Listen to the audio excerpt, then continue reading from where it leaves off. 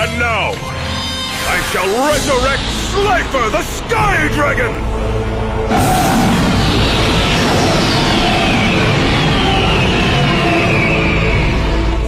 Oh man, he just brought back an Egyptian god! Slifer's attack points are determined by the number of cards in my hand. And since I'm holding 4, he now has 4,000 points! Hey guys, this is Slifer Maniac.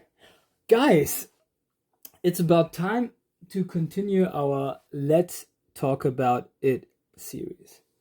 So, for all of those who are new to this channel, this Let's Talk About It series contains a little bit talking from my point of view about characters, lores, and other minor details, but also the main storyline. So let's just dive into it. I call this one Back from the Virtual World, Back into Reality. And of course, welcome to the Legend of Atlantis.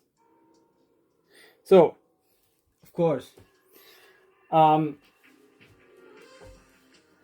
like most of you already know by now, was following my little journey on this arc in the onto the virtual world from Battle City. It was like that group of 5 people, namely these 5 right there. The big 5 that had been defeated once already by Sato Kaiba, Yugimoto, and a couple of friends. I think Mai, Valentine, Joella, and Mokuba Kaiba were also there. Were rehabilitated, so they wanted to retaliate, and they did get that chance, along with the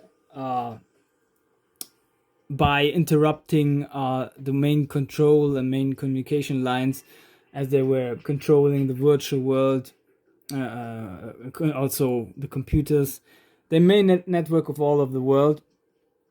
So that wasn't a problem for them to disrupt the communications, the technicalities of the ship. The Battle City tournament of Sato Kaiba was taking place, the finals to be specific, and these 5 had another chance by becoming getting a body, as they were just only virtual beings that they couldn't get back with their own bodies. So they had to lure them into the virtual world and knock them out basically, and then put them into the virtual capsule, and then challenging them one by one. And if they succeed, they could basically take their bodies and then with this spirit, of course, of those 5 inherit taking over the bodies and then get into the reality, and then from there take over the world. We do get to know also this gentleman right there, which is I call it the Fallen Prince, because that is Gozaburo's original son that we didn't get to know until now, because he is existing as a data basically, because he had an accident as he was a little kid, so he remained in that body. His body was shredded, but in that form as a spirit. I think as he was 6, I think it was 6 years old, and then it was like, I don't know, like 20 years ago or something like that. And I'm not sure how long it did take, because I think Sato Kaiba's on that time something like 20 or something like, because he is also the right to lead a company, and you can't do that if you under 21. Maybe in the Yugi world, maybe if you are 18, in some European countries.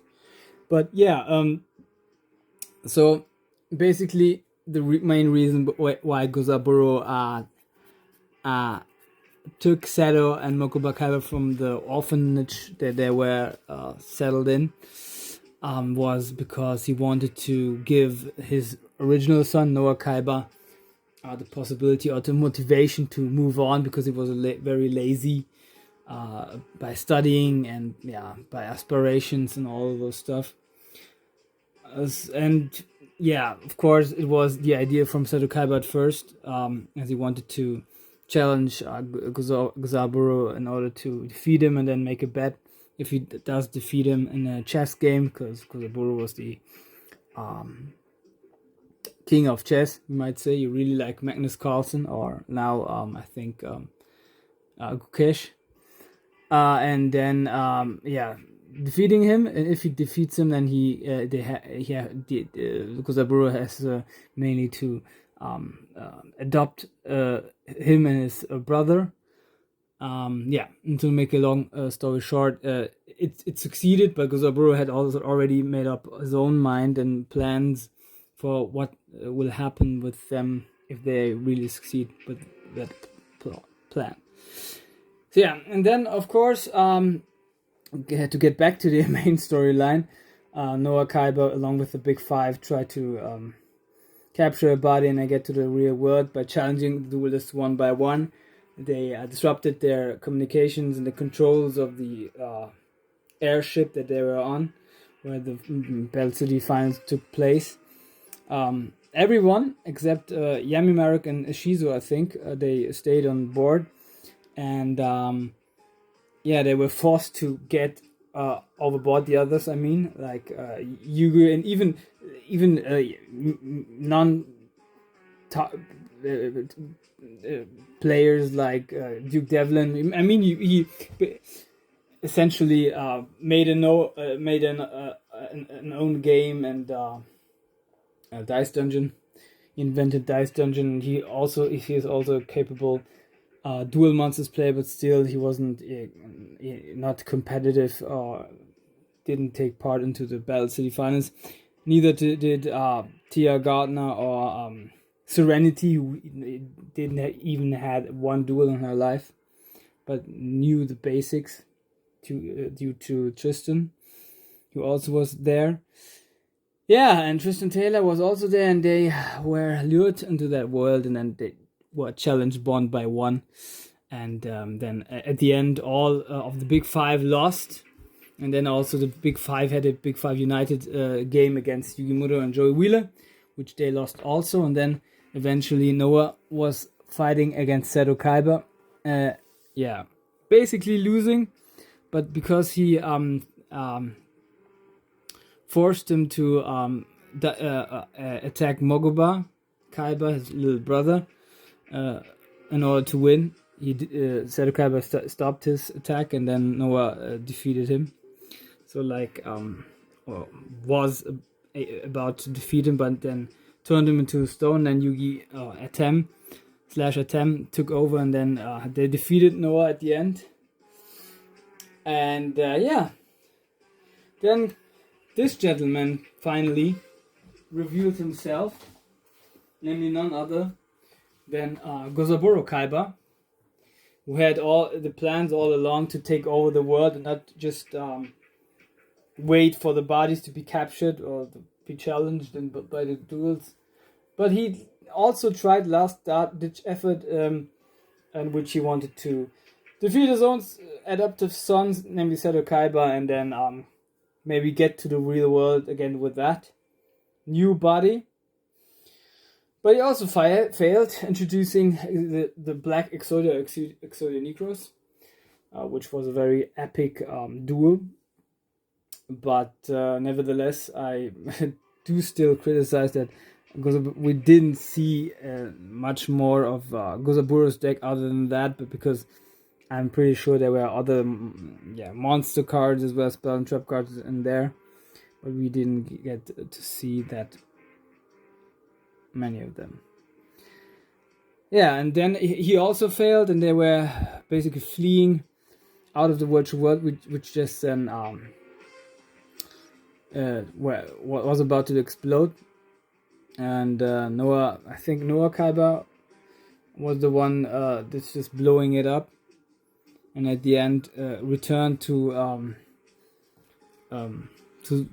prohibit Gozaburo from escaping, as he wanted to take over the whole world by a network. Yeah, and then last but not least, they returned, finished the Battle City finals. I think the final, the duels that we had in there was the semi-final still. So like Joey Wheeler against Yami Marek and Seto Kaiba against Yugi Muroane, of course, ending up with Yugi defeating Kaiba and Yami Marek. Basically, if we are honest, was losing against Joey because he didn't attack him fully with the Winged Dragon of Ra Phoenix mode, but just tried to destroy his spirit because they were dueling in the Shadow Realm then. But still, Joey was on his feet, barely alive, you might say, or barely conscious.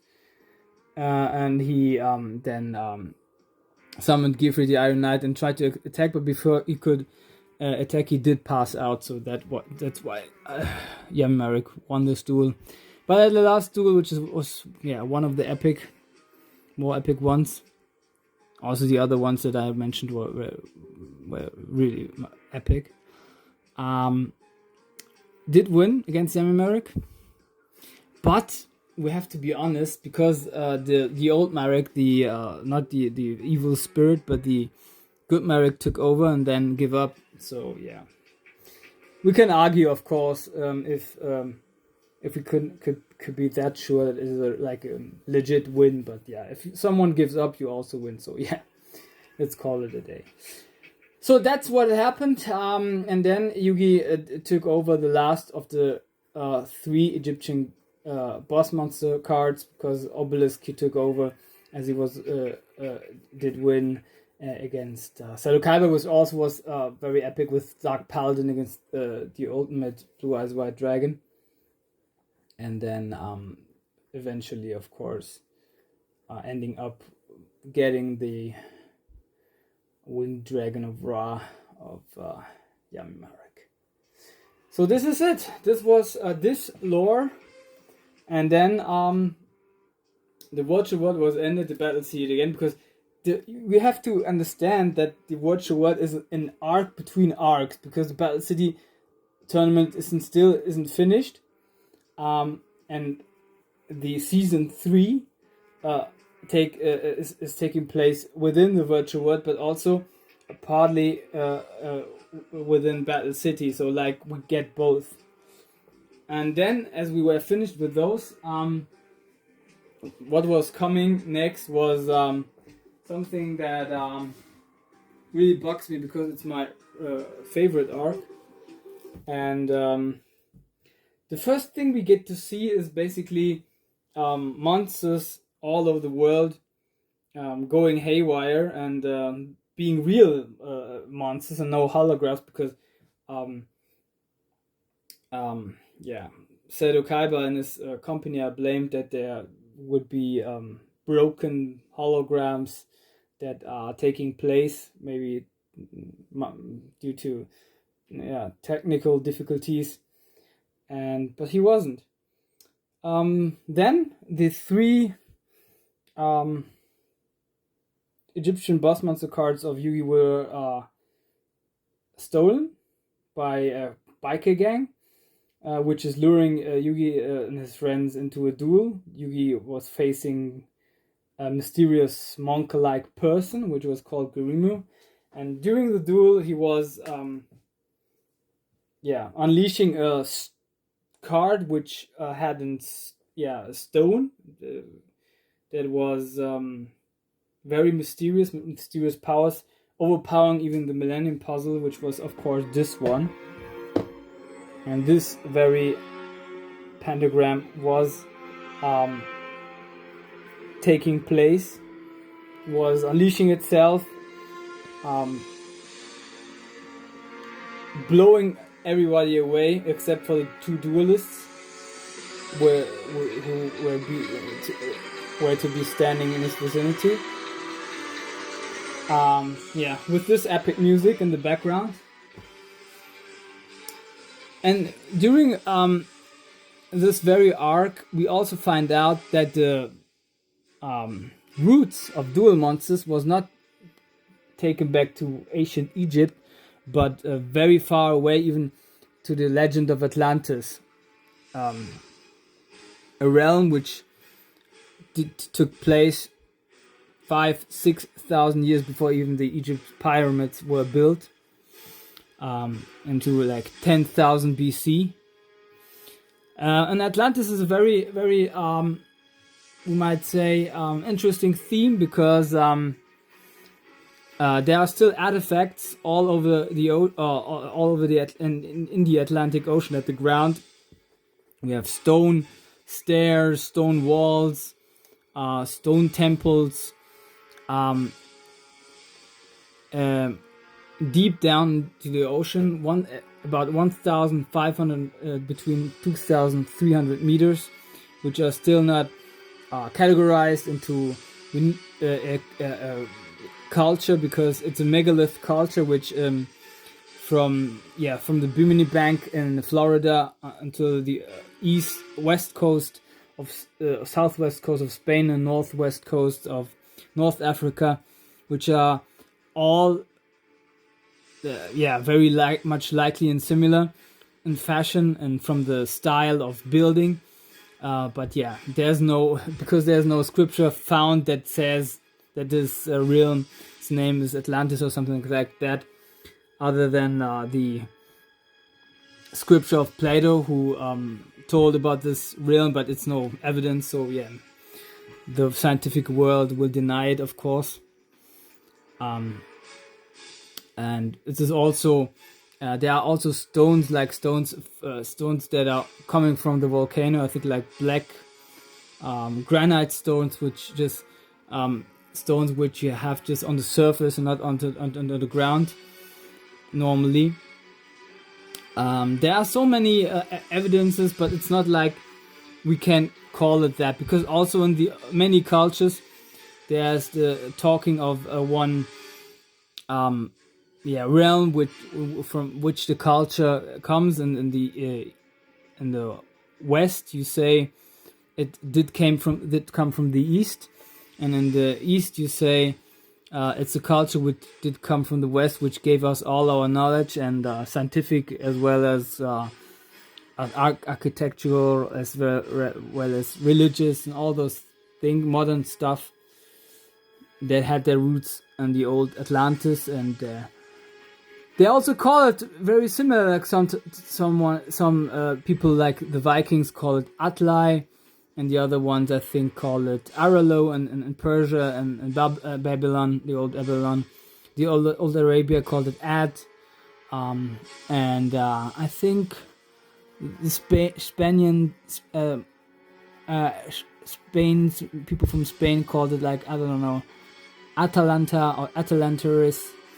And North Africa was Atarantis. So it's like called very similar, and there's more to it than just like rumors or hypotheses, which are not they are not fully evidential, but there are so much indications that you might guess it must be true.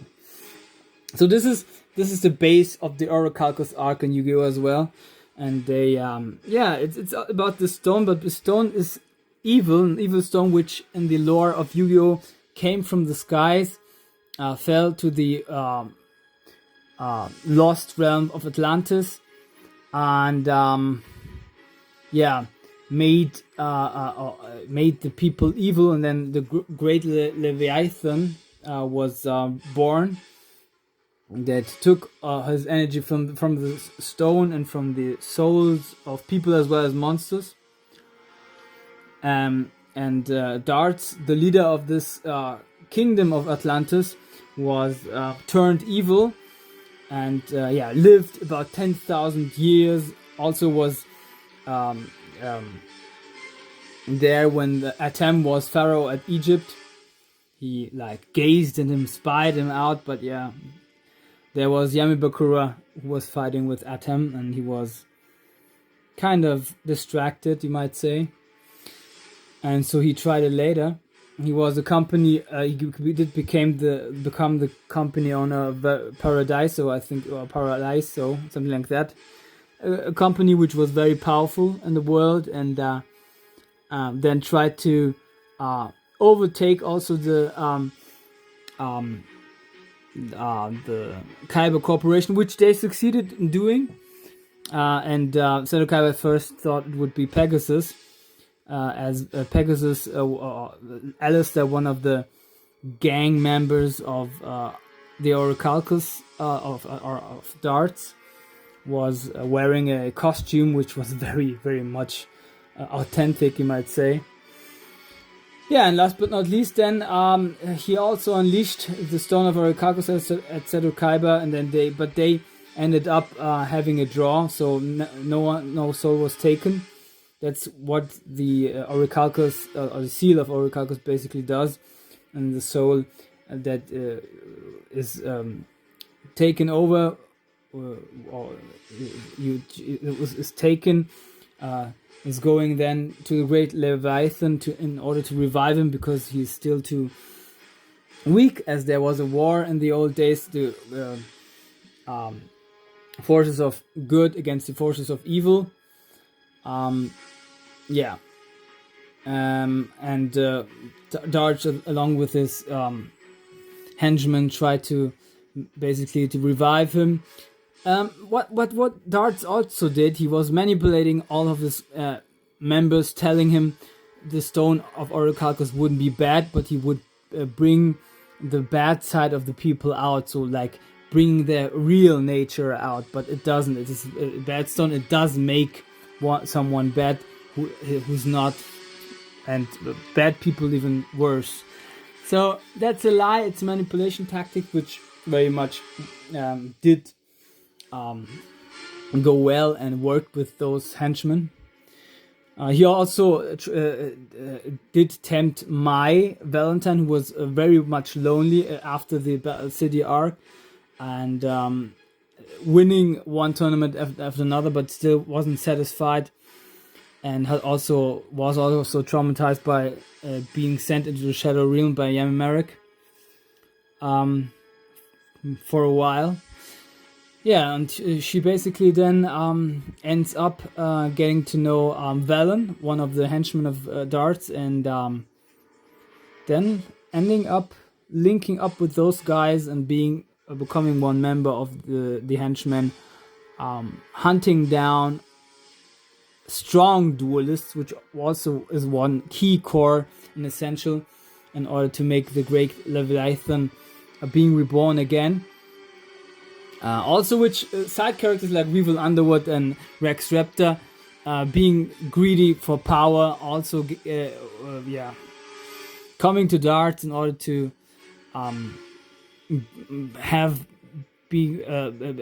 just get better cards and decks, and also of course ending up being more powerful. They don't care at all, but because they witnessed Atem being beaten by Raphael, which is like, I think, the head of the henchmen after right hand of Darts, which is really one of the most capable duelists that I ever saw. And but then in the rematch against Atem ultimately ends up in winning, but barely, because Raphael is also destroying himself. But he's being freed because he's making a sacrifice voluntarily, which is not the thing with Orichalcus, because of the Orichalcus, if you make a sacrifice in a good measure and good reasons, so like with your good heart, then the Orichalcus stone is destroyed. And that was also the case with Mai, I think, against Joey Wheeler, who then lost, but he couldn't walk anymore, so he couldn't duel anymore. His soul was taken by the Orichalcus, but Mai didn't want him, and she fully got rid of her bad sides, and that's why the Orichalcus stone then was destroyed, because the Orichalcus stone is always only feeding out of the negativity in one side, and of course bringing also negativity.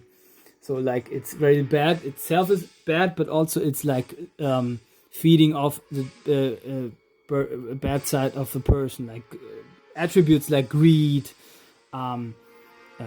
jealousy, blind rage, aggression, all those attributes making the Orichalcous stones stronger, but also allegedly making the person strong, which of course it's not the case, but yeah, it just works. It just its effect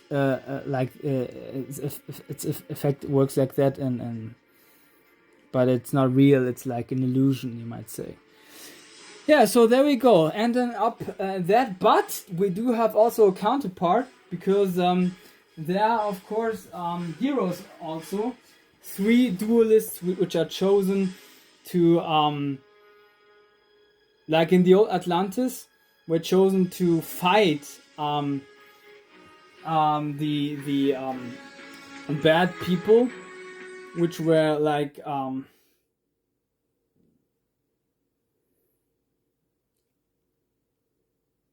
originally they were like knights, but they turned then into dragons in order to fight this Orichalcous, the Great Leviathan, and darts, of course, and with it the Stone of Orichalcous as well.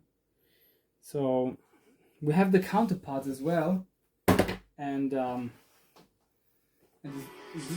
one of the 3 chosen ones is of course Atem. There we go, legendary dragons.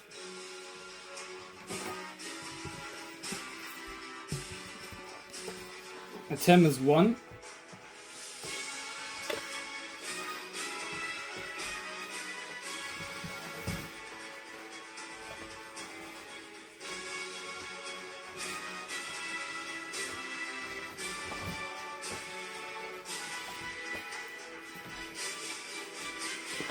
Joey Wheeler is number 2.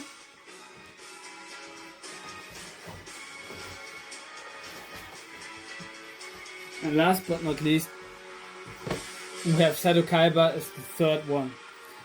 Those 3 are the very ones that are capable to free the 3 legendary dragons, and then ultimately in defeating Darts and his companions.